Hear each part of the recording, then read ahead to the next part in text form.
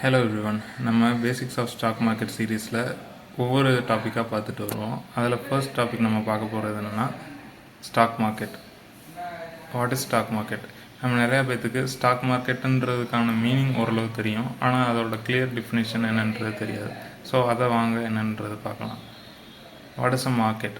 அதாவது stock market அப்படின்றது நமக்கு தெரியும். அதில் பின்னாடி வர்றது பேர் மார்க்கெட், முன்னாடி வர்றது பேர் ஸ்டாக். ஸோ மார்க்கெட் அப்படின்னா என்னென்னா சந்தை அப்படின்றது தான் மார்க்கெட்டுக்கான மீனிங். இதில் ஸ்டாக்னா என்னென்னா, ஸ்டாக்னா பங்கு, ஷேர்ஸ் ஆர் ஸ்டாக் ரெண்டுமே ஒரே மீனிங் தான். இதுக்கு பேர் பங்கு அப்படின்னு அர்த்தம்.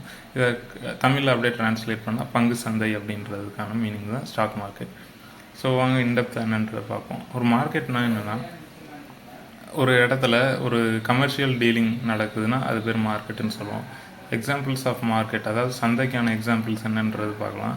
ஃபிஷ் மார்க்கெட், வெஜிடபிள் மார்க்கெட், பூ மார்க்கெட், இதெல்லாம் நம்ம கேள்விப்பட்டிருக்கோம். அதாவது மீன் சந்தை, காய்கறி சந்தை, பூ சந்தை, இதெல்லாம் மார்க்கெட்டுன்றதுக்கான அர்த்தம்.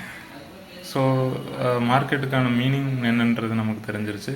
இப்போது ஸ்டாக் ஆர் ஷேர் அப்படின்னா என்னன்றது பார்ப்போம். நம்ம ரொம்பவே கன்ஃபியூஸ் பண்ணிக்கிறோம் ஸ்டாக்குக்கும் ஷேருக்கும் உண்டான டெஃபினிஷனை. ஆனால் அந்த கன்ஃபியூஷன் நமக்கு தேவையில்லை. ஏன்னா ஸ்டாக் அண்ட் ஷேர் ரெண்டுமே ஒரே மீனிங் தான் இங்கே டினோட் பண்ணுது. ஆனால் இதுக்கு வேறு மீனிங் இருக்குது. இப்போதைக்கு நீங்கள் ஸ்டாக் ஆர் ஷேர் ரெண்டுக்குமே ஒரே மீனிங்கிறத நீங்கள் புரிஞ்சு வச்சுக்கலாம். Stock represents ownership in a company. அதாவது பங்கு சந்தை அப்படின்றது சொல்கிறோம் இல்லையா, அதில் நம்ம எதை மீன் பண்ணுறோன்னா, இப்போது ஒரு பெரிய கம்பெனி இருக்குது, அதில் நீங்கள் ஒரு ஷேர் வச்சுருக்கீங்க அப்படின்னு சொல்கிறாங்கன்னா அதுக்கு பேர் பங்குதாரர் அப்படின்னு சொல்லுவோம். அதாவது நீங்கள் ஒரு ஷேர் வச்சுருந்தாலும் நீங்கள் பங்குதாரர் தான்.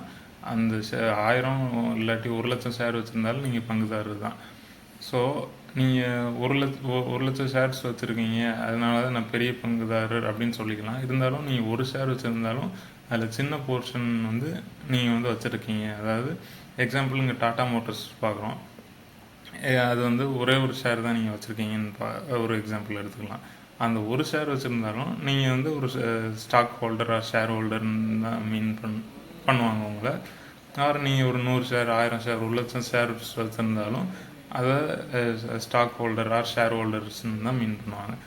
ஸோ இதில் நம்ம ஷேர் மார்க்கெட்னா என்னன்றது உங்களுக்கு கிளியராக புரிஞ்சிருக்கும்னு நினைக்கிறேன். வேறு ஏதாவது டாபிக்ஸ் பற்றி உங்களுக்கு டவுட்ஸ் இருந்துச்சுன்னா அதை கமெண்ட் செக்ஷனில் கமெண்ட் பண்ணுங்கள். நம்ம நெக்ஸ்ட் வீடியோவில் அந்த டாபிக் பற்றி கிளியராக பார்ப்போம். தேங்க்யூ.